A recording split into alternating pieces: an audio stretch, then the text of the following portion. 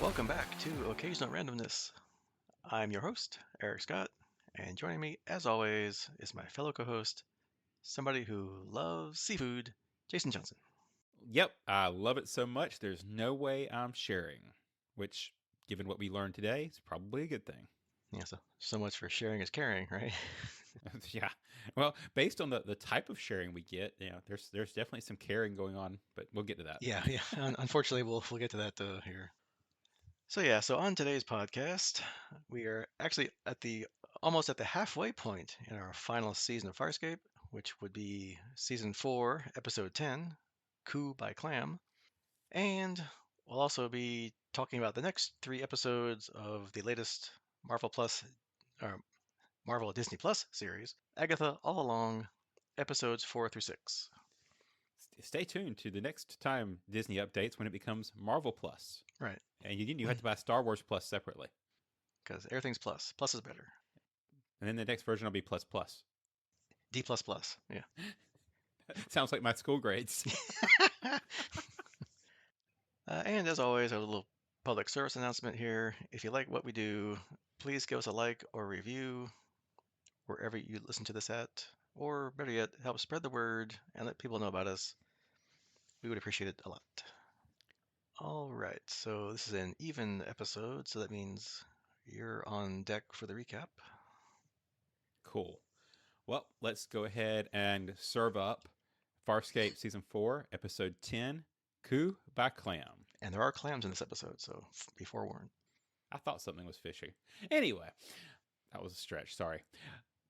Close enough. It's the same. They're all in the water. It's close enough. Yeah, okay. So we start out with most of the crew sitting down and eating on Moya. No crackers were present. No, they don't matter. They don't matter. That reference is never going to get old. Anyway, Naranti comments that it's highly abnormal when Sikozu goes for her 5th helping. Apparently, an advantage of only eating 10 times a cycle. Suddenly, Dargo and Naranti get a visible purple flush to their faces. Pilot calms Dargo, ready to relay a message from Moya, but Dargo cuts him off, having heard it before.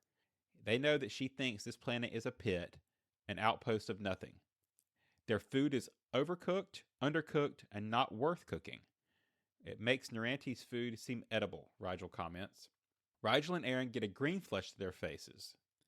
Pilot tells Aaron that without filtration, the electrostatic impulses from the surrounding radiation sources will drive Moya mad. Moya hasn't had a peaceful rest since they entered the Tormeted Space. Oh yeah, that's where we are. And Dargo adds that this is the only planet they found whose mechanics are aware of Leviathans. They can get the job done. Yeah, how convenient. Pilot asks when, and Sikozu answers, when their doctor can certify that none of us have space madness. The doctor, Toomey, is preparing some device when John brings in Scorpius. Toomey says that Scorpius has already been certified free from the dementia, but his Scaran ancestry disqualifies him from visiting the planet. John asks if Toomey is sure Pilot told them Moya's hull protects from radiation. The doctor tells them that it's so feared that there are no exceptions. Everyone is tested. He carries out the test as he sticks an implement up John's nose, promises it won't hurt a bit, just as John screams out in pain, his whole skull lighting up from within like a jack-o'-lantern. Which was funny. Yeah, that was a pretty good one. Chiana comments that all the food is Dren, and even Rigel agrees. John walks in, and Dargo tells him that if he'd scream off one more microt, he'd have won the pool. Is anything edible, John asks, and receives a no from Chiana and Aaron in unison. Sikozu and John both eat some spaghetti-like yellow food, and both has a visible flush of yellow through their faces. Dargo sneezes, and almost immediately, so does Naranti, again with a pink flush. Toomey comes in and says it was a pleasure meeting them all, and on the mention of food says that perhaps they'll find better nourishment down on the planet. Dargo says they won't be visiting the planet. As soon as the mechanic fixes their ship, they're leaving. Dargo sneezes again, and similarly, Naranti does the same. I risk to differ, Captain, Toomey says. Oh, did I forget to mention not to share the quad mollusks? They're to be eaten whole. Should the flesh be divided among different stomachs, food poisoning that results is fatal. Everyone gags and spits out what they can on the spot, and Dargo, Aaron, and John whip out their guns. What did you do? Aaron asks. Initiate the first half of our business arrangement, the doctor replies. Bring 250,000 currency pledges each to my office and I'll cure you. $1 million. Reference acknowledged. Dargo suggests just shooting Toomey, but while it sounds like a good idea, Toomey reminds him that he is the only one who can cure them. He adds that their weapons will only cause the mechanics to resist making the modifications Moya requires. When Rigel suggests telling the mechanic what he did, Toomey lets him know that the mechanic will not believe him and he will double his price. Care to call my bluff, he asks. The crew put their weapons away and Toomey tells them not to delay payment as their symptoms will eventually look similar to those of space madness, a disease they shoot on sight for. The mechanic and a guard enter. The latter smirks at everyone and asks the doctor for his report. Toomey states that they're all free from the effect of illness at that moment. Dargo and Ranty sneeze again. Rigel farts and Aaron feels it, and John's stomach plays up and Sikozu feels it, but Chiana is fine. She greets the guard, saying they're all a little excited by it all. Dargo takes her aside and asks if she ate any mollusks are separate beings, which she didn't. He tells her to put the mechanic to work, but stay with him at all times. She leads them away, and Aaron asks the others what's going on. Every time Rigel vents, I vent, she says, looking like she's in some pain. As Sikuzo is digesting her meal, John is feeling it too. Duranty says that she and Dargo both ate the purple mollusks, and every time he sneezes, she feels it. Rigel and Aaron both had the green one. Dargo says they'll go down to the planet and have a chat with the doctor. He tells Naranti to analyze the food and calm them if she finds a cure, so she needs some bodily samples. Of course. Got to get a little humor in there. Chiana asks the mechanic how long the job will take. A couple of arms at most. Chiana stares at the mechanic, who notices. When asked why, Chiana says, maybe I think you're cute. She says she just wants to see that the mechanic doesn't hurt Moya. Chiana calls Pilot to cut off the power to the cluster, and Sikozu attempts to help him. I do not need your help, Pilot insists angrily. A little bit of tension there. Yeah. Go away. Yeah. John, Dargo, and Aaron take a transport pod down to the planet. They sit and wait while the receptionist tells them that Toomey will be back shortly. John complains about the heat, wondering where Sikozu is, while Aaron is suffering from the effects of Rigel's 3 overfilled stomachs. Naranti is doing her experiments, drinks something that resembles urine, and starts to hiccup, causing Dargo to retch and do the same. Toomey comes out of his room and tells the receptionist that's it for the day, and invites the crew into his room. Again, the guns come out, and Toomey points out that killing him kills them. He asks to speak, but John responds, no, cure first, speak later. Toomey adds that he can't be forced to cure them, and that he devised it so they won't find a cure elsewhere. He then explains that each mollusk contains 1 colony of neurally linked bacteria, and each colony acts as a single organism. So if the mollusk is halved, each half transmits each of the sensations to the other half. Who cares, Dargo asks. Just take the money and cure us, John says. The doctor continues, saying that now the bacteria have colonized their bodies, they're communicating their emotional states to force them to merge. The problem is that they're not mollusks and can never merge, so their symptoms worsen and the strain eventually kills them. Dargo threatens to break Toomey's neck if he doesn't cure them now, but the doctor explains that he is down to his last mollusk and the cure requires the same type as ingested. More are being delivered, but for now he can only cure whoever ate the purple mollusk. I hate you, John and Aaron say to Dargo in unison, since it was he and Naranti who ate the purple variety. On Moya, Naranti drinks some more and dances around, then gets somewhat aroused. Toomey explains that they must orally ingest the urine of the person they're linked with. Imbibe, digest, urinate, imbibe, he chants impishly. Dargo's disgusted protest, I ain't drinking no old woman's urine, is cut off by his arousal. So Dargo goes and headbutts something to knock her out. Toomey continues to explain the cure and says that after ingesting the other's urine, you and the linked one must touch bare flesh so the bacteria can migrate. Dargo is not impressed and asks how much bare flesh exactly. He's relieved to find that hands will suffice. Yeah, thankfully, that's all we need. Oh, man. Can you imagine Rigel? Anyway, one more word of technobabble and I'm going to cut out your tongue, John interrupts. Dargo leaves to go to try out the cure, while Aaron assures Toomey that if he doesn't work, he's dead. The guard is with Scorpius, back on Moya, asking how he can travel in something alive, filthy with all that bacteria. Scorpius says that Moya is self-disinfectant, while the guard is surprised that Moya is a female. Scorpius assures him she is controlled by Pilot, a male, of course. Scorpius says that there's never been a case of space madness on this ship, while the guard says they're lucky. They've had 3 cases in the last 6 months alone. Back on the planet, the mollusks have arrived. Just as Toomey goes outside to pick them up, he's shot at by what appears to be a mysterious figure cloaked all in black. Aaron didn't catch the face of the shooter, but is pretty certain it was female. Lying injured on the floor, the doctor wonders about his assassin, then says, "Oh dear, I believe we're all in a serious difficulty. Then I'm afraid I can't cure you." On hearing this, the crew all lose their cool and demand some explanations. Naranti pees in a bucket and scoops up a full cup of urine, handing it to Dargo. He Mmm. hesitates. Yeah, right? He hesitates with a snarl, but when Rigel prods him, he reminds Naranti that they have to be touching too. She prepares to take her top off, but he stops her, assuring, "Less skin. Hands is just fine." They gulp down each other's urine, and both of their faces have a purple flush. "Did it work?" Sikozu asks. "Test it." Dargo complies and punches Naranti, not feeling anything himself. Of course. In response, Naranti pinches him down below, but just gets a fright. She too didn't feel anything. Dargo lets John know that the cure is working, and the doctor tells them to be sure to maintain contact until they feel an oily sensation, to signal all the bacteria have precipitated out. It should only take a few hours. If they break contact, however, the bacteria will recolonize in their bodies and the symptoms will recur. Eventually, they will die.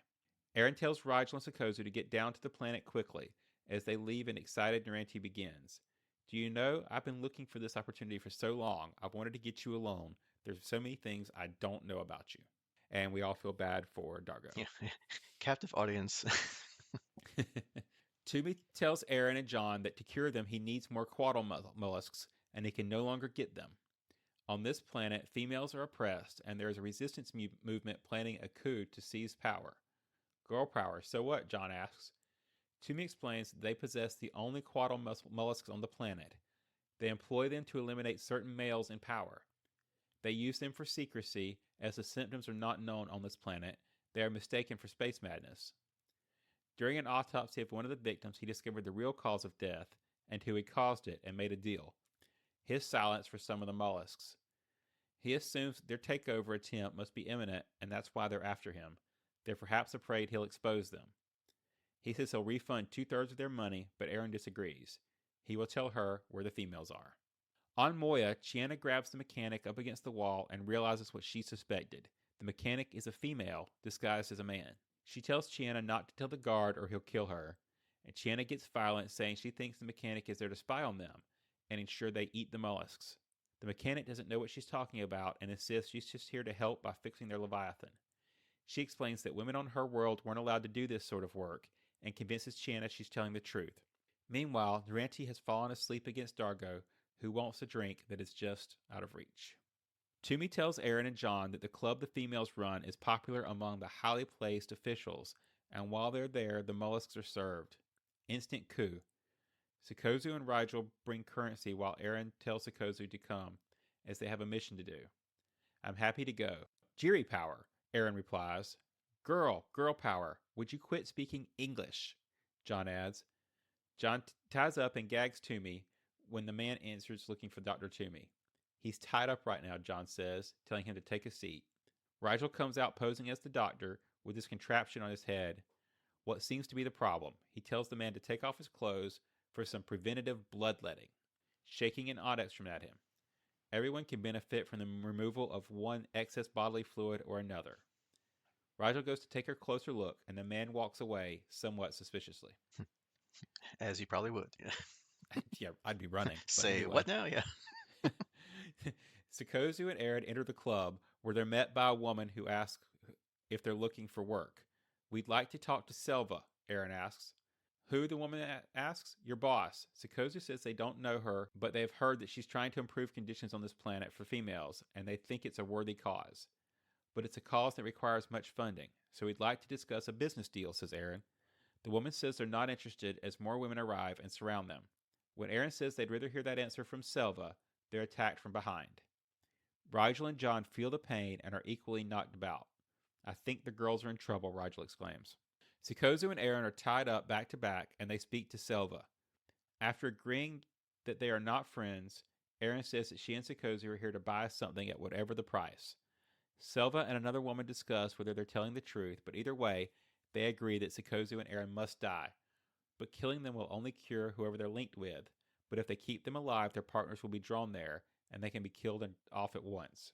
Rigel has a plan and brings John a purple dress, telling him to put it on. But John's not impressed and doesn't want to wear it. The elite male clientele are all known, and no one another. Therefore, we can't go as males, Rigel points out. John then objects to the color of the dress because it's not a slimming color. If it were black, maybe. I wear that color all the time, Rigel says, disgruntled. He tells John that he can stay there and die for the mollusks then. He'll just go alone. John and Rigel enter the club, both dressed as women. John in the slinky purple velvet number he objected to, and a brunette shoulder-length wig. Flaunting a frilly, poofy matronly thing, Grand Dame Rigelia is a floating vision in white with a bejeweled crown and flowing veil. Charming. Rigel reminds John that they need to blend in. Then they strengthen their resolve and attempt to mingle. As John struts in, a man immediately comes over and crashes his behind. John turns to him. If you put your hand on my ass once again, I will kill you, he says with authority. As Scorpius and the guard walk through Moya, below deck just beneath them, they overhear Chiana and the mechanic talk about how difficult it is to pretend to be a man. But she's confident that sooner or later women will take power and defeat their oppressors. The guard steps down a ladder and confronts them, and then orders the mechanic to strip or he'll shoot. Chiana stands in front of her and tells him to leave her alone. Suddenly, Scorpius slides down the ladder, wraps his legs around the guard's shoulders, and breaks his neck. Oh, Scorpius to the rescue. What's wrong with this picture? Yeah. I'm sure that's the last time Scorpius will help out this episode. Yeah, he's not that kind of guy. He doesn't do that sort of thing. Right. Pilot tells Scorpius John's comm isn't responding. It may be turned off. Scorpius says he could be incapacitated by the mollusks, and Pilot suggests that maybe contacting the planet's authorities. Scorpius says no, so reluctantly Pilot asks him what he thinks they should do. Scorpius smugly retorts, "You, Pilot, can do nothing." As Rigel sneaks about looking for the mollusks, a woman asks Selva if their partners have arrived. She says she can't tell, so she gives her 50 microts, then cut off one of the fingers that should give the partners away. John dances with the pawing man, who flirts in his ear with the right partner. He could do this all night. John desperately tries to convince him he's not the right partner. Rigel finds a room that looks promising, and indeed it's the room with the mollusks. The woman picks Aaron's hand, but Sikosu shouts, "Not her." Aaron kicks the knife out of the woman's hand, but they're soon suppressed. John feels the pain as he dances, arousing the suspicions of the man he's with. Sikozu says she volunteers, and despite Aaron's vocal objections, the woman cuts off Sikozu's fingers. Despite John feeling the immense pain, he grabs onto the man more tightly as they dance and manages to not be noticed by the females scanning the dance floor. John says he could use a drink, so the man takes him to the bar. The women report that it's either didn't work or they're not here yet, and while the man gets the drinks, John calms Rigel, who tells him he has the mollusks but can't find the girls. He says he's leaving as he's overwhelmed with dread. The mollusks are taking their toll. A woman suggests trying Aaron's finger, but another says she's in the final stages and she and her partner will die soon. Rigel leaves the rest to John and manages to escape and rushes back to the doctor. Yeah, of course. Why hang around and help anybody? I'm out of here. No, it's Rigel. Of course. So, surprise? Or No. Dame Rigel, or something like that. Scorpius has the mollusk and is thinking of an alternative when Pilot tells him consuming the mollusks is a risky plan. Scorpius is quite confident that once he's consumed the mollusks and joined with the others, he can endure their deterioration. Pilot says he's tried contacting them one last time, but again got no response. Meanwhile, Naranti is still lying asleep on a still thirsty Dargo, who has his chin pressed to her forehead, is attempting to reach a cup nearby, cursing under his breath. The mechanic finishes repairing Moya, and Pilot restores power, adding that it feels so much more quiet. The filter is working perfectly. Pilot is most impressed and thanks the mechanic. Chiana asks if she will be okay, and she says she got a name and identity change and she'll be alright. The man tells John he thinks his face is beautiful and has from the moment he saw him in the doctor's office. John attempts to say he lost a bet, but the man says there's no need to lie. If John does what he wants, he might not even arrest him. So what, dressing up is not a crime? John shrugs, but the man insists that dressing up is a crime, and impersonating a doctor is even worse. He asks who John's off-world friend is and where he is. On Moya, Scorpius is on his knees concentrating, eating both green and yellow mollusks as Sikozu and Aaron continue to worsen. As Scorpius, riddled with pain, begins to withstand the effects of the mollusks, everyone feels it and slowly improves. Toomey tries to take advantage of the distraction by grabbing a nearby sharp implement, but before he can do anything, Rigel recovers enough to pounce on him and bites his nose off. Whoops. Yeah. Meanwhile, everyone else seems to recover and regain their strength. The man, still groping John on the couch, tells him not to be shy, but John, now having had quite enough, slaps him and then knocks him out. As the women check to see whether Aaron or Sikozu are actually dead, the two are lure them in close and strike, knocking them out. Aaron asks why Sikozu volunteered her finger. Do your appendages reattach? Sikozu replies. Selva orders her guards to tell her if anything suspicious at all. Aaron and Sikozu and John group together, and John says they need to get out of there. Aaron, puzzled but amused at the state of Johnette, says the exits are all guarded, so to distract them, John climbs upon a table and provocatively starts rolling up his skirt, shouting, "Excuse me, ladies, do any of you have one of these under your skirt?" Suddenly, in a flash of suspender belts, he reaches under, pulls out his pulse pistols, and starts firing. "Girl power," he shouts as he shoots his way out. Rigel is gleefully torturing a gagging doctor, force-feeding him huge bowls of mollusks and threatening to leave the rest in the garbage for anything to come along and eat. Toomey begs for mercy, terrified at what he might be sharing his last moments of pain with, a multitude of vermin. Back on Moya, Naranti and Dargo have a purple gunk all over their hands, and Dargo tells the others the cure works. Naranti is fascinated with that goo and rushes off to analyze it. John asks how long they've been swigging each other's urine, and Dargo says forever, while Naranti says not long at all, only 3 arns. Rigel wants to eat, but Aaron, unhappy to be stuck holding his hand, assures him that he won't be eating anything until they're cured. Rigel brings up that Scorpius ate the mollusks, and Sikozu adds that it was to temporarily link them to override the symptoms. Without him, they'd be dead by now. Scorpius is seen up in his quarters, convulsing and vomiting up multicolored mollusk mush. All right, so a little bit of trivia from this episode.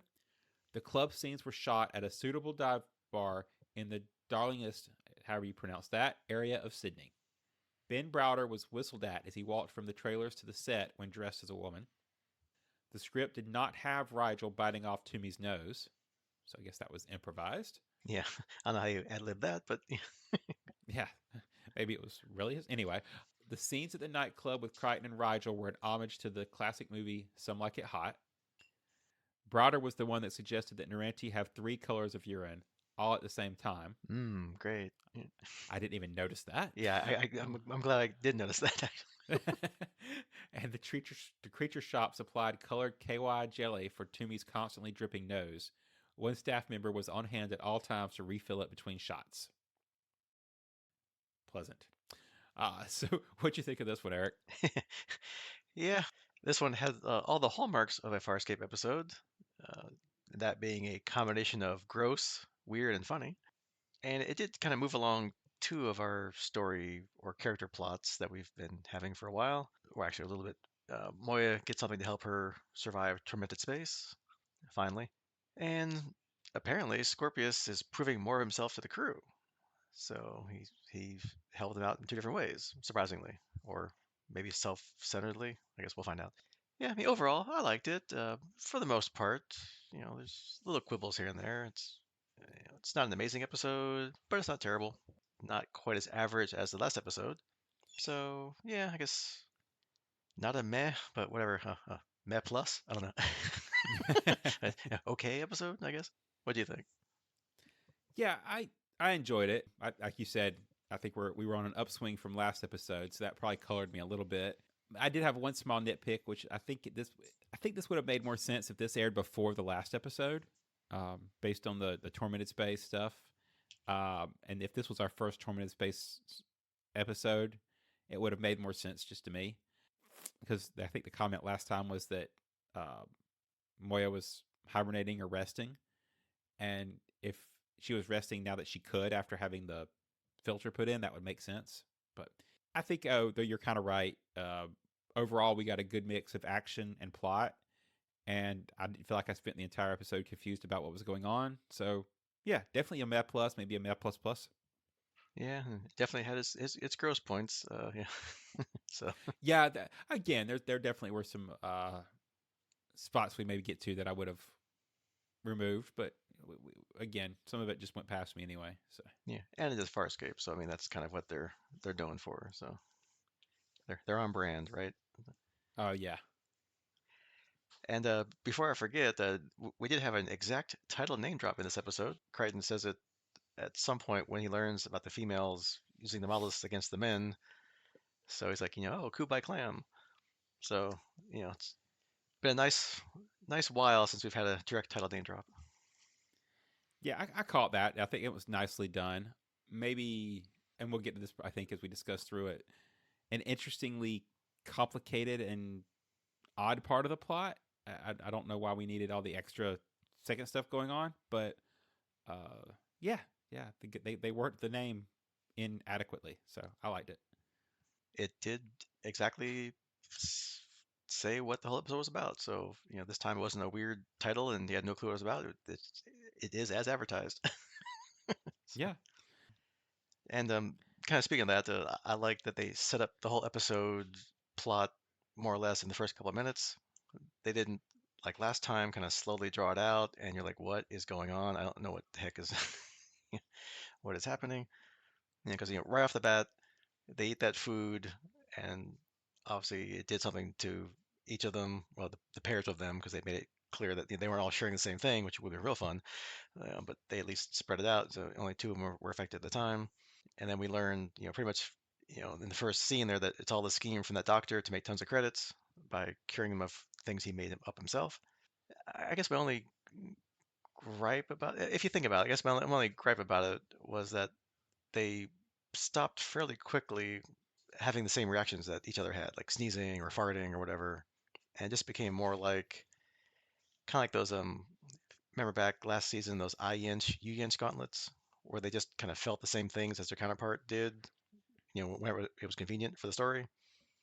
Like, Naranti doing her little weird thing and Dargo like headbutting himself to knock her out, that kind of thing, like kind of yin yang kind of thing. It wasn't more like they didn't keep going with like, oh, my stomach or oh, I'm, passing gas all the time, so I mean, granted, it did make for funny scenes here and there, really awkward scenes in some respects, but hey, again, Farscape, funny and gross. There you go. yeah, yeah. Now that you point that out, I did, you know, that does make sense. They did quickly move away from some of this stuff. Although I think there's still, you get the comments later about you can't eat anything until we're separated and all that. So they did kind of circle back to it. But yeah, I think kind of in the middle, they kind of went for expediency over sticking with that original concept. Um, I also think I would question the wisdom of eating whatever food some strange doctor brings with him. Don't know why, but at the beginning of the episode they were eating it at all, but maybe they were short on rations. They really kind of just glossed over the whole "why are we eating this crap?" But Yeah, that's a good point. I didn't think about that. Yeah, like obviously he gave them the food, not the uppity guard flunky guy who thinks too much of himself, and mechanic sure did that. There were only three people on Moya. So yeah, it's like, hey, welcome. I'm going to test you for space menace. And by the way, here's some food. Like, huh? Yeah, right. and we're really trusting of people on these planets we just walk up to. So I don't know. Yeah, because I mean, I don't know how they figure out is every food compatible with all the different species, which again, don't overthink it because it's sci-fi and, it would never work. But yeah, it's like, oh, I guess we can all eat mollusks. Sure, fine, whatever. But yeah, speaking, going on with the doctor thing here and those funny scenes, I kind of like how John and I guess pretty much everybody else just wants the doctor to shut up about the mollusks and how they work and how he figured it out and on and on and on and just cure them. He's like, cure first, speak later. It pretty much sums up the whole thing, which I kind of had a thought after the fact that that might have been like a kind of a commentary or a jab at the tendency for series like Star Trek to kind of go on and on in scenes with all that scientific technobabble that, is all through Next Generation and whatever. I think even John says stop with the technobabble at one point. So maybe a little jab at your competing sci-fi shows. Then again, it was nice to explain it because it does point out that, the continuing creativity of the Farscape universe and their weird and interesting organic things that inhabit it and interact with, the other organic beings in Farscape. My other thought on that I found interesting, just to kind of build on that, is it also shows kind of the whole show arc for John, right? Because the original, if you think back to first couple episodes of the series, he was very scientist based. Peacekeeper, peaceful astronaut. all that kind of stuff, and we've slowly changed him into a, cure first, speak later. I don't want the techno babble character.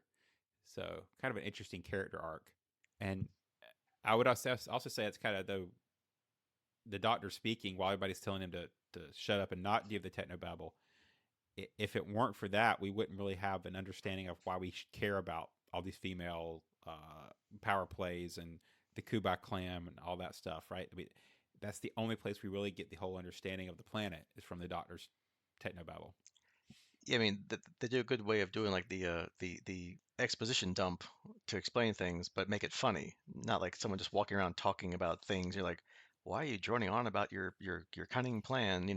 This actually made sense. So, again, credit for wrapping that into the script properly. And if we hadn't had it, we wouldn't have understood any of it, right? I mean, if you take out that explanation, none of the mollusk stealing nightclub scenes make any sense. So, Yeah, or maybe while he's laying there shot, he can be like, "Oh, wow, it must be because," and then that makes even less sense because okay, you're laying there dying and you're telling him what's going on. So yeah, so good job with making that fit the plot there of the script. So. And then yeah, back to our little awkwardness. We do have the awkward and I guess it's funny. I'll give except for the one bit which is kind of creepily weird, unsettling part with Dargo and Naranti, prepping and applying their cure, or I guess her prepping it beforehand. I was like, okay, I didn't need to see that, but with the vibrating scientific device, she's too close to, so kind of go make your own conclusions there. Which, yeah, I mean, it's gross, it's weird, it's funny, it's Farscape. So, okay, yep, I'll give him it. It made me a little uncomfortable and just like, oh boy, but it was kind of funny. And yeah, at least like we said, they didn't have to do anything other than just hold hands because Dargo's like, oh no, please. And plus, from a few episodes ago, we've already seen enough about Narenti. We're done. We don't need to see any more of her. Skin wise, totally skin agree. skin wise, maybe Skin character wise. wise, she's getting better, like you said. But yeah, we just keep the clothes on, please. That's all. Yeah, as we kind of were talking, that I completely agree on some of the scenes they decided to include. But overall, if I had to rate this episode in my Durante scale, uh, I could tolerate her a little bit more this episode than in others. Still not my favorite character, but she kind of fit in this one. Whereas a lot of them, I'm just spending the whole episode going, "Why are they letting you on the crew?" Like I'm not understanding. So yeah, she contributed. She's no Zan, but Yeah, I mean, yeah, in this one, she acted more like what Zan would do, just a little more on the bizarre, crazy side, but not as bizarre and crazy as prior times she's been cooking up things or just doing random things to people, for or drugging John, right, right? just smacking people with drugs or blowing stuff in their face to knock them out, whatever. Just like, what are you doing, woman? But Yeah, the only contrast I would point out there is that I think if we had Zan, she would have actually had a cure, whereas I don't know that Naranti was ever close. So and then, like we said before, but of course, the doctor gets shot, and that, of course, sets up the whole, oh no, we're not gonna be able to cure everybody. But I guess the person's a really bad shot, or just obviously got surprised by the other people, and so didn't follow up on it. So he's still alive. It looks like he's, not doing too well on the floor there. And then later on, he's just like, oh well, fine, and he just walk around. So okay, fine, whatever. But we also have then the explanation again of the plot, which is a typical sci-fi concept, but it fits well within the episode of instead of like different countries or different ethnicities being against each other, you have the typical male-female thing. The males are the rulers and oppressive to the females, and they want to rebel and overthrow the males. Okay, typical sci-fi concept. It's fun. It fits the episode. He's the only one that can cure them, of course, but oops, they're out of stuff because I guess they're going to kill him now and he can't get his stash. So Aaron and Sakozu, being female, have to go off to meet with the ringleaders and try to get more mollusks. And of course, that goes about as well as that always goes. and I think as far as plot devices go, I think this one really like flowed, right? I mean, you can go from A to B to C and see where all the plots pieces connect, and I don't necessarily have a problem with any of them. So, I mean, you're right. It's kind of a simplistic male versus female issue, but I, it's a logical one, and I really appreciated the fact that this one actually like made sense. I was not like that wouldn't work. Like it does, and I like the fact that they were assassinating the males with the mollusks and all that. So you know, pretty cool. Yeah, I mean, like you said, the script flowed. You weren't like, what, huh? Or no, that's not how, what, so it all made sense. It was entertaining. So, that's the whole point of a show, right? So, and then of course, now it's up to John and Rigel to save the day and get the mollusks. But how do you infiltrate a club and not be seen as the oppressive males? Of course, dress up in drag, which leads to all those tropes that you expect and jokes, which again were funny. Uh, Although, I don't know, maybe it was, I don't know if you agree with this, but Rigel didn't really look all that different in drag, and no one seemed to care at all about him. I mean, I don't know, maybe they don't get that many Hynerians come for a visit. I don't know, but yeah, no one batted an eye or even cared about him at all. So that's one of the areas where I had to like use the don't think about it too much approach because I think logically, uh, I mean, how big is this planet, continent, town with this club, right? I mean, y- these people on this planet would know most of the females who they'd want working in the club. I find it interesting that these people just randomly show up and we'll put these two to work, and then we're looking for these people's partners to show up later, but we're not going to suspect the two new people who came to work. Yeah, just especially when one of them looks like you said, a complete Hynerian off-worlder. But yeah, Yeah, don't think about it. yeah, or obviously they're off-worlders coming and throwing money around or wanting to throw money around, but they know about the deal with the doctor, and he's shaking everybody that comes to the planet down to make money. So it's like they know what's going on. So it's like, yeah, no. And then we got our little, I guess, Scorpius being nice kind of stuff. Back on Moya, he's killed a male guard when the guard realizes that the tech is female and not a male. So I guess that gets him some bonus points with Chiana, Pilot, and Moya for saving their bacon, so to speak. And then later, for the rest of the crew, he helps them by eating the mollusks that are still, outstanding, and making sure they don't die right then and there, and give them some more time to, get their stuff together. So I guess, Scorpio getting bonus points with everybody but Dargo and Ranty. So, although again, if you think about it, or too hard, at the end, all we see is him throwing up the mollusks he ate. It's like, well, shouldn't he have needed to hold the hands with the others? Like in this case, all remaining four people, since he ate both of them. Kind of a minor point, and nobody seemed to care at all that he's up there puking his guts out. So I don't know. Yeah, I think we were kind of thankfully in plot closeout at that point, so we weren't really focused on a lot of that. But it could have been probably cured with or solved with one quick throwaway line of something about his hybrid makeup lets him just contain the mollusks in part of his body and it expel the bacteria and the mollusks later by choice. Without having to go through the rest of it. It could have been kind of explained, but they just kind of were like, yeah, we don't care. It's Scorpy. Move on. Yeah, like the Scarens being like that they run hotter than normal people. Maybe that, yeah, He burned it eventually off. killed the bacteria. Even though it was reacting to him and he was suffering, but then eventually his body fought it off or something, whatever. But again, eh, didn't really affect the plot that much. But it's just kind of like yeah, hey, wait a minute. And also at the end, the doctor kind of gets force fed his own just desserts, so to speak, which is kind of funny. So I guess we won't know what happens to him.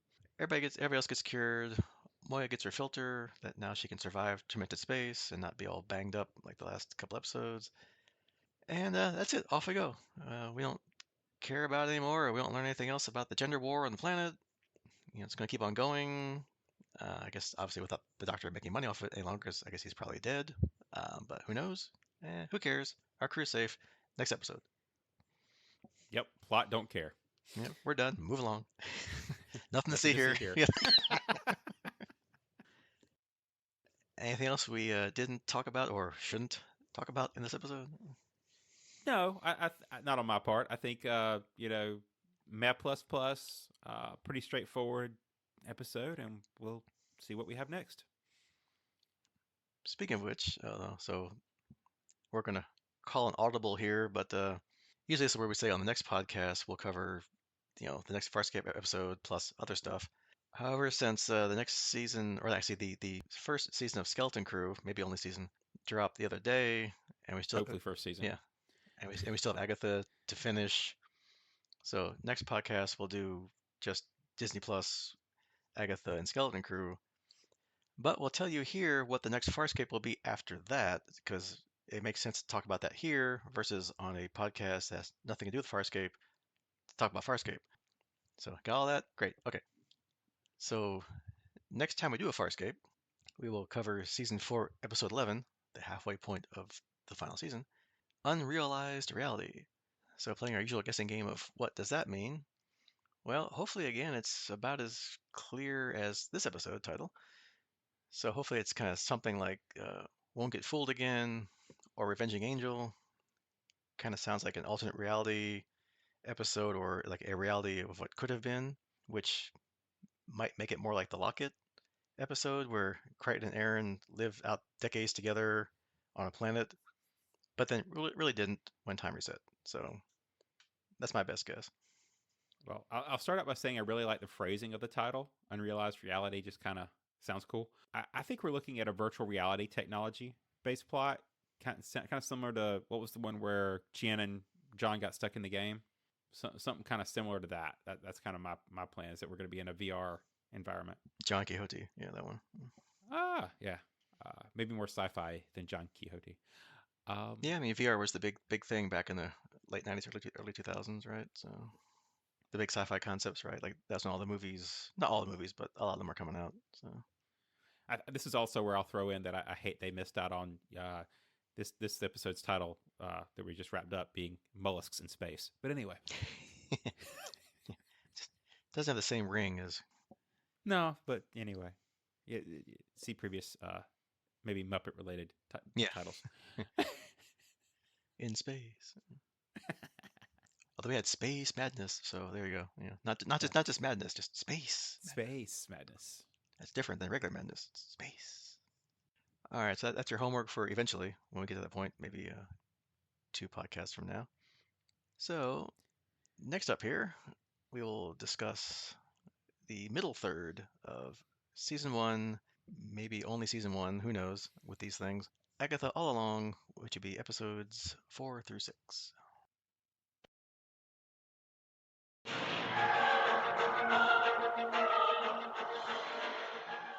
All right, so we'll just alternate, and since you read the gigantic summary a minute ago, I'll I'll start us off here All on right, this one. Yeah, these recaps get longer and longer, they and do, it's don't and they? it's the same length episode every time, but they just cram But they just cram a lot of stuff into these things, and you got by the time we hit the end, we'll have like 10 pages. It'll be cool. yeah, right. And then on page 47, but all right, anyway, Agatha All Along.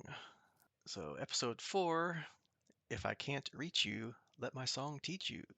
After burying Sharon, the coven is forced to summon a replacement Green Witch, and surprise, Rio emerges from Sharon's grave, much to Agatha's annoyance. The coven encounter a house with a 1970s vibe that prompts renewed feelings of grief for Alice, as it turns out to be a recording studio tied to Lorna, her deceased mother. In the recording booth, just as Rio playfully suggests to Agatha that they betray the others, that gets overheard by everybody in the recording studio, Teen accidentally plays the recording backwards, summoning a demon who is the source of the curse in Alice's family. To fight it, of course, the group has to play Lorna's version of the Ballad of the Witch's Road, which is revealed to be a giant protection spell on Alice, and Alice is able to eventually kill the demon when they finish the song. As the coven leaves the house, they notice that Teen has been severely wounded during that trial. Back on the road, Jen is able to heal Teen's wound, saving his life. Later on, Lilia, Alice, and Jan bond, while Rio alludes to her past history with Agatha. Teen asks Agatha what happened to her son, but she does not answer. And then later, as Agatha tries to kiss Rio, Rio tells her that Teen is not her son. Which leads us into episode 5, Darkest Hour, Wake Thy Power. The Salem Seven arrive on the road and chase the coven, who evade them using makeshift broomsticks and fly. After being pulled back down by the road, they enter the next trial, which takes the form of a cabin with a 1980s vibe. The group uses a Ouija board and make contact with Agatha's mother Ev- Evanora, who was killed by her daughter in 1693, along with the previous coven, who were revealed to be the mothers of the seven. Warning the coven to leave Agatha behind, Evanora possesses her and attacks the group. Alice uses her powers to expel Evanora from Agatha, who proceeds to absorb Alice's magic. Teen, noticing another spirit's presence, stops Agatha by shouting its name, Agatha's son, Nicholas Scratch, but not before Alice dies. Agatha insists that it was accidental, but Teen lashes out at her as well as Lilia and Jen, who affirm that their goals are the same as Agatha's. The latter mocks Teen by stating that he is just like his mother. Angered, he magically forces Lilia and Jen to toss Agatha into a mud trap, then blasts them in as well. As the witches sink, a headwear similar to the Scarlet Witch's appears on Teen's head. Which then leads right into episode 7, Familiar by Thy Side. So in our flashback episode, William Kaplan, a teenager from Eastview, is celebrating his bar mitzvah where he encounters Lilia, doing like a palm reading kind of thing. Reading his palm, she sees something she does not disclose. She then casts that sigil on William to protect him, instantly forgetting who he is. The party ends, however, when the hex over in Eastview, remember that from WandaVision? Created by Wanda, begins to collapse. While driving past Westview, William apparently dies in a car accident, but at that moment, Billy Maximoff's soul enters William's body, resurrecting it. Quote unquote William struggles to adjust to life after the accident due to his newfound ability to read minds and his lack of memory of his life before the accident. We cut to 3 years later. William and his boyfriend Eddie are meeting with Ralph Boner, who used to be controlled by Agatha inside the hex. He was Agatha's husband, apparently. Fake husband in the hex. He tells them about what happened there and about Wanda and Vision's twins, Billy and Tommy, making William suddenly realize that, yes, that's who he is, Billy. Determined to use the Witch's Road to find his brother Tommy, Billy goes to Agatha and breaks Wanda's spell, which we saw in the first episode. Back in the present, Agatha escapes the mud pit and, realizing that the sigil has been destroyed, figures out Billy's goal and tells him that they must continue together along the road since he cannot control his power. All right, so that was a kind of fun little 3 episodes. And unfortunately, Sharon apparently is really dead, which was kind of too bad. She was kind of really funny as the quote unquote green witch with no powers at all. So, Yeah. Emphasis on the green and less on the witch. yeah, right. But again, as he kind of probably figured out that after the first episode, we were really meant to really have Aubrey Plaza here all along, which I guess Aubrey all along as our green witch. And of course, that brings more conflict and subtext than Sharon did. So I guess, there you go. Alas, poor Sharon. Yep. And I'm sure we're going to learn a lot more about our new green witch's motivation as we go, right?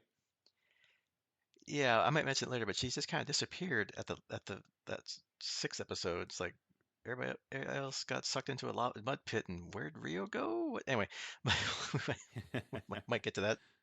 And yeah, with that the first one here, I kind of love the whole '70s vibe with the trial, like how each of them kind of has like a theme going. It's kind of cool. Which I think even before I saw that they were in like a house with a recording studio, they kind of were dressed like stereotypical like '70s glam rock kind of look. So I was thinking, oh, that's a weird thing, and then oh, recording studio. Oh, there you go. So yeah, then you knew it would be a magical musical episode, magical mystery tour. I don't know, anyway, when we saw all that, and it's kind of fun that like kind of like the whole way they got to the Witch's Road in the first place was by singing a version of Alice's mother's song. So why not sing it again here to get out of it? Plus, we also learn more about Alice and her mom, like how they got, in the state that they're in. And apparently, the whole point, or at least the major point of that whole song, was to act as a protection spell to keep Alice safe from apparently this demon that's been cursing her and her family. So, more backstory, more cool stuff. I don't know how spells work in this universe, but it's kind of cool to make sure it's always in place by having hundreds of thousands or hundreds of people who are fans of the song singing it and playing it all the time on any given day. So, I mean, I'll give him credit that that's if you think about it, that's a pretty cool and smart concept to do. So, good job. So my favorite part of this show is the trials. I think I don't think I made much many bones about it, and I'll continue to probably beat to death that the characters never click with me. Maybe that'll change, but we'll see. But the actual concept of the and execution of the trials and the way we move from trial to trial, and like you said, this one has a 70s vibe, and the different feels to the trials and the little details are really well thought out.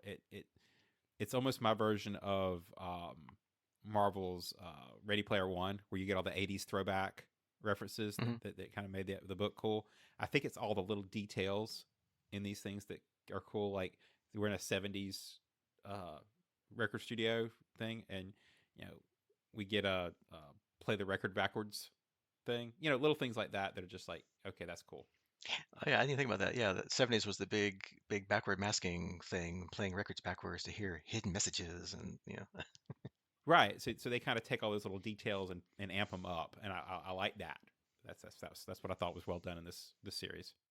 yeah, because it's almost also like kind of like a giant D&D campaign. Like you have your set pieces, like you're doing your module here, and then you're done with that. You move on to the next module, and you kind of go. And yeah, whoever's doing like the set dressing is got it nailed. I mean, between this one with the 70s vibe, next one with the 80s vibe. I mean, I don't know what's next, 90s if they keep going. I don't know, but it's kind of cool to see how they're crafting these trials and making it like just be totally different than the last trial. And yeah, apparently during this particular musical trial, I didn't quite see where Teen got hurt. Like I saw him do something like look at his side or pull something out or do something, and I didn't put it together. So I guess he must have been struck by some debris. I don't know if like when the demons showed up. I can't remember, did like glass explode or I can't remember, but I didn't catch it until the end when obviously he pulls out something and he's like bleeding and he falls over. I'm like, okay, well, oops, something happened. So, but in the end, hey, Jen is still useful and heals him up there, and he's all good to go. It's been a bit since I saw this episode, so but in I think I was the same as you. I don't really remember the details of it. Just it was more focused around Jen getting to heal him than on what actually caused the actual injury. Yeah, maybe it just wasn't just how they edited it, or just It maybe wasn't obvious. yeah, Yeah. or I was into the song and into like them moving around and trying to sing and whatever, and I just didn't notice if they were showing it, but whatever, it didn't matter. And then going on to the second of our three here, we get our Nazgul wannabes, the Salem Seven, catching up to them. It's kind of hilarious. We kind of get the backstory on witches flying on broomsticks and how stereotypical it is. So kind of funny. And then they fly, they're flying away like hundreds of feet above the road. And of course, one of them is like, "Wow, this is so easy, just doing this. How come we just can't keep flying above the road all this time?" And of course, as soon as you say it, that's the end of that. And the world pulls them back down, and they crash land on the road. The road wouldn't allow it as a nice answer to that question, right? But it does make you wonder what does the if the road's that controlling, what's the road actually want from them? Yeah, like What's it getting out of this? like is the road sentient, or is the road just again like its own magical construct with its own rules, and the rules are you must walk the road. But yeah, Yeah, I guess we'll find out as we go here. yeah, the way it's responding to comments and expectations is interesting. Hmm. And then once they crash, they go to the next house that pops up out of nowhere. And this time we've gone up a decade, and this house has the 80s vibe, which, of course, the big thing in the 80s, which I'll attest to, was the Ouija board. That was a big thing. I remember messing around with it in college in the late 80s. Really weird if it was actually working like it's working, or if it was the guys messing around and making it go to the letters. But either way, weird. I did it. I'm happy. I'm fine. I'm going to do it again. So, That explains so much. Anyway, yeah, yeah. I'm really possessed, Jason. Uh, but yeah, they did make a point, which I didn't think about at the time. But the game on the box, game in quotes, I guess, says that it's suitable for ages 3 and up. 3? Really? I mean, yeah. Here, kids that can barely talk and walk, use something to summon spirits. What could possibly happen? So, but just remember, read the instructions and move on to goodbye when you're done. So you don't get possessed, kids. So, so we never had one of these. So I'm not. While I'm familiar with the concept, you just taught me something because I didn't know the goodbye thing. Sheltered childhood, I guess. But I did always find it interesting that made by Milton Bradley. That just like really like here you have Clue and Monopoly and Mousetrap and don't forget your copy of Ouija board. Okay. Yeah, I've always wondered what marketing genius, like, or what possessed somebody to come up with this concept and sell it to kids. It's like, how that marketing campaign go? But yeah, Spirited. yeah, it's a spirited discussion. But yeah, it's just anyway, yeah, it's like okay, sure, It had an occult following, so yeah. Right. And I guess one of my gripes about this particular episode was how Agatha again is against doing the trial. Like she just absolutely does not want to put her hand on the Ouija board and move it around. Which, okay, I can see before, which made sense because she just wants to get on with it and get out of here and whatever. But it's like you have to do the trials to get to the next one.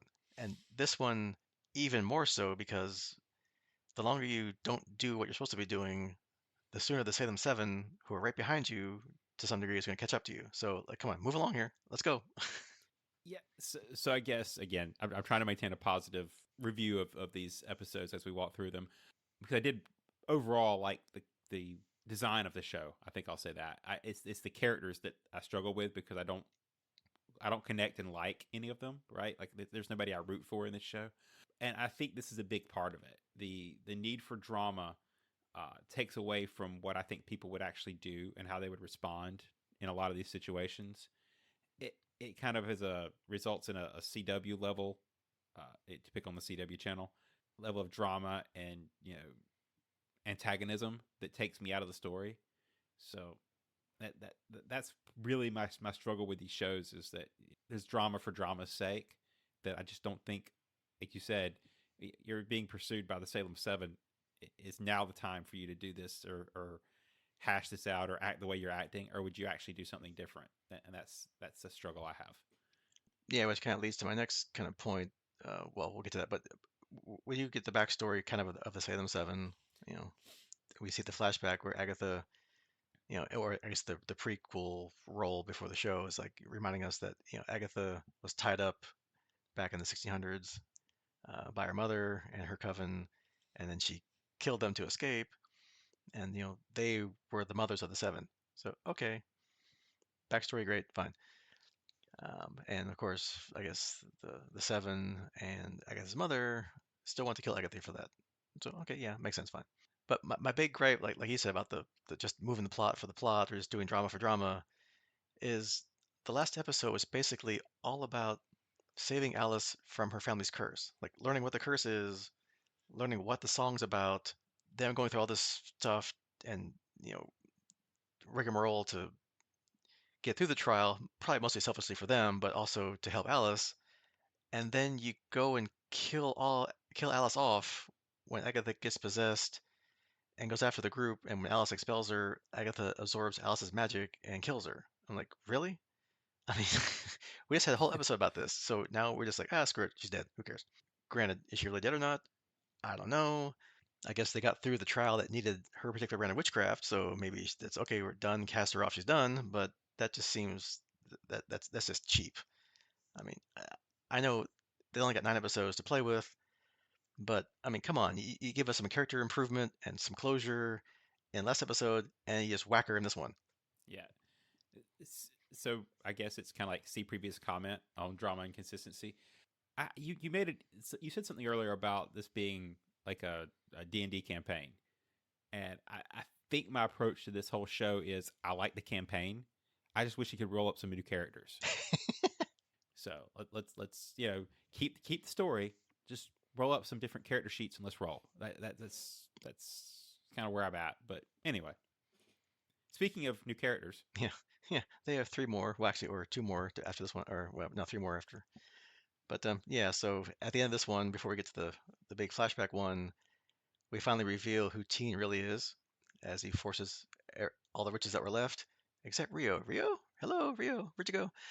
Uh, into a mud pit burying them.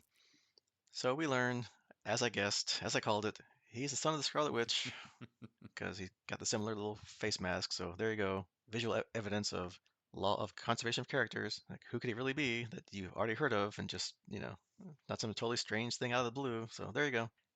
And then See, I was thinking he was really going to turn out to be the Vision, so that was a yeah, right, surprise. yeah. Suddenly he's intangible, and no wait. And then just the kind of fun thing for me is instead then they cut to the closing credits, and instead of the typical or the usual up to this point closing credits song, they instead, as they zoom in on his crown, play Billie Eilish's "You Should See Me in a Crown." That was funny, and it made me stay through the closing credits to listen to the whole song.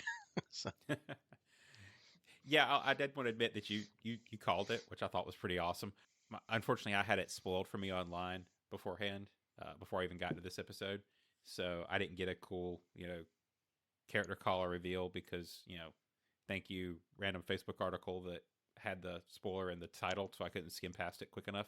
yeah, Um, I think I saw kind of the same thing, but I was fast enough to like it. And then no, like, scroll. no, I got it like right at the front. I was like, ah, crap. Oh well.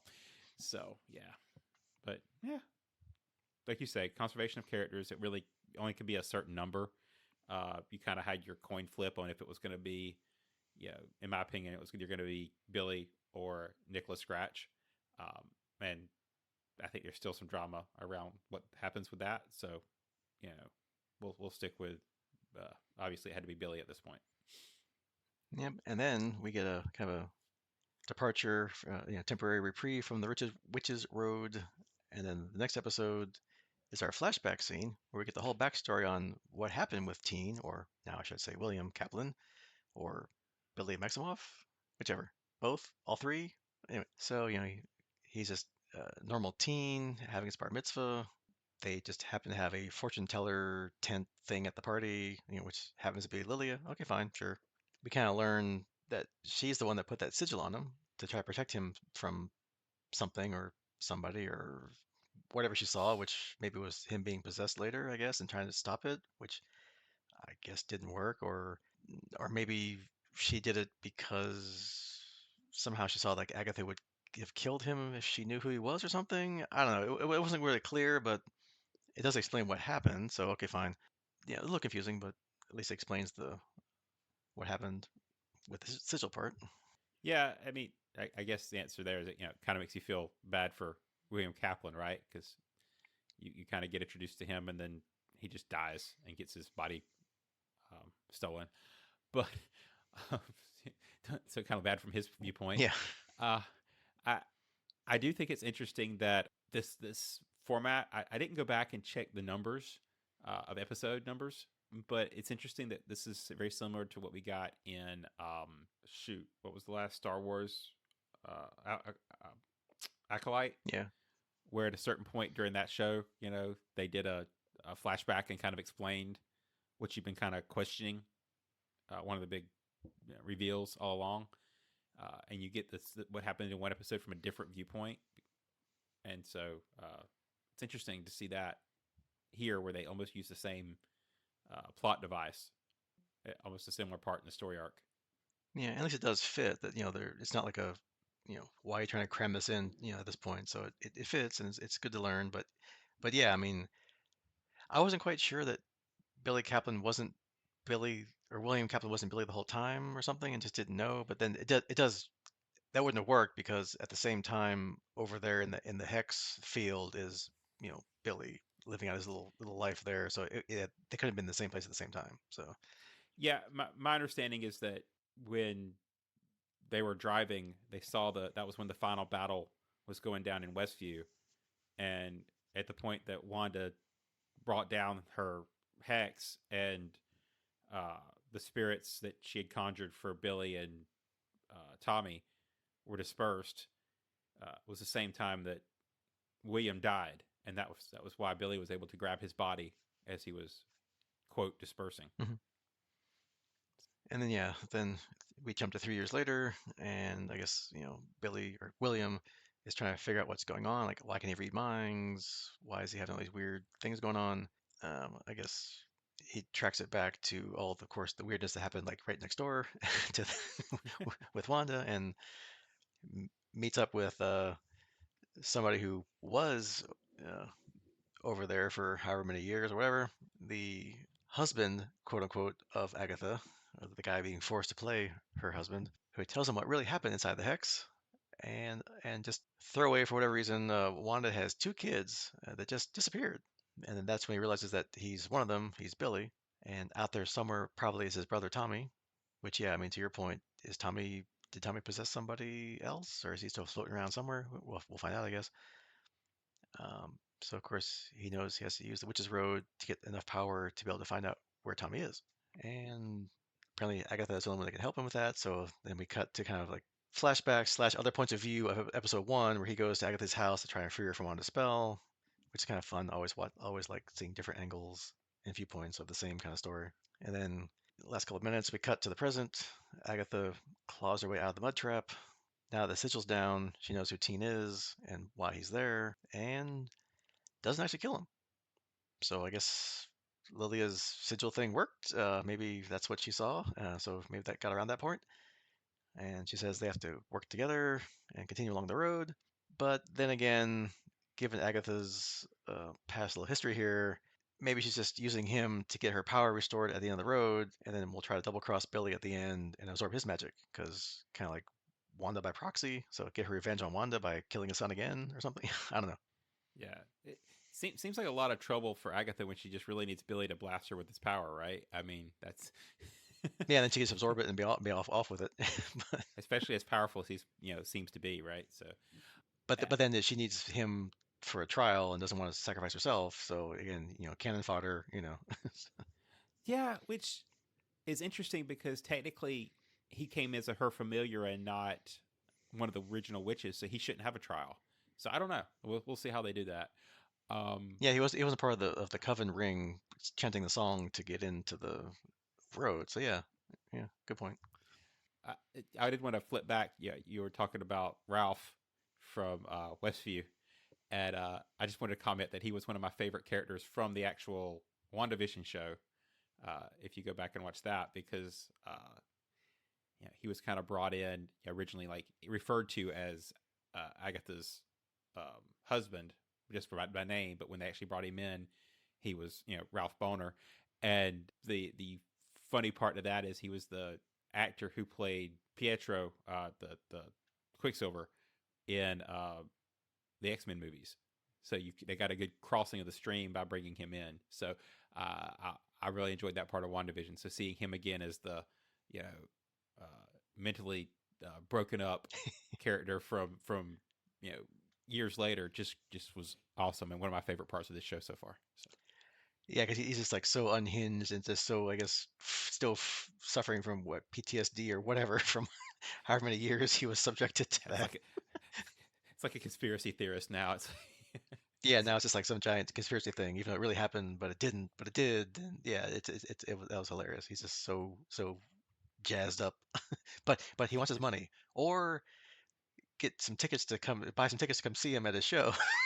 yeah, yeah. Like what He's on tour. what kind of show is this? That's questions you don't ask. Yeah, and that's probably why he's trying to sell tickets. Especially in a parking garage. Yeah, in the middle of the night, in the dark. Yeah, Yeah, so no. I'm like, yeah, all legit here, all above board. So yeah, all in all, it's the three pretty solid episodes. I like them all. Again, minor nitpick of why blow away Alice when he just you know solved her whole problems, but we'll see. No one's dead until they're dead. I mean, Sharon could come back. I don't know. No reason to, but hey, it could happen. So maybe Alice pops back up again. Rio just disappeared, so maybe she pops up again. I don't know what's going on. So, Yeah, yeah. Lots oh, lots of mysteries to solve in the last three episodes. yeah. People just tend to disappear from the road and suddenly show back up again. I don't know what that's about, but we'll find out. Anything else you want to mention or talk about that we didn't cover on these three? No, no. I think we walked through it, and like I said, we'll see how they wrap everything up into a nice. I'll, they'll definitely explain everything in the final three, right? Yeah, because, why have anything hanging around for like a second season, right? So just, wrap it all up in a nice little bow and be done with it. Right.